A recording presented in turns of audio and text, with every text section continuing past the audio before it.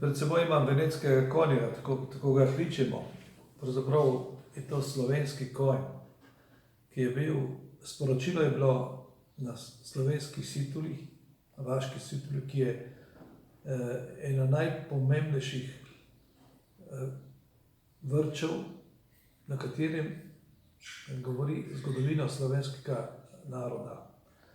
Na situlji je 13 konjev, to se pravi, že sporoča, da oni, naši predniki, so šteli letne čase po luninem sistemu, po 13. po številki 13.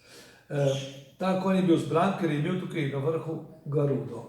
To pomeni, da je bil duhovni konj. Duhovni konj se pojavi tudi kot kalki avatar, pozneje tudi v krščanstvu, ampak kot kalki avatar tudi povezan z dvojno inkarnacijo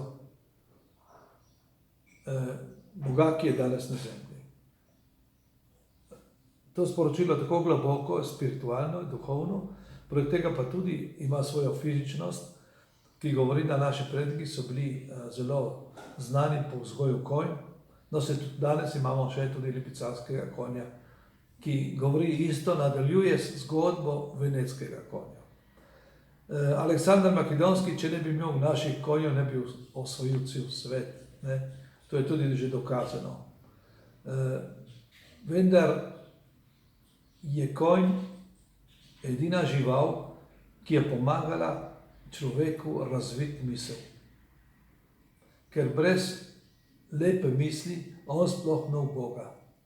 Tudi jaz sem imel konja domačega, kobilo, katera me je ogromno naučila.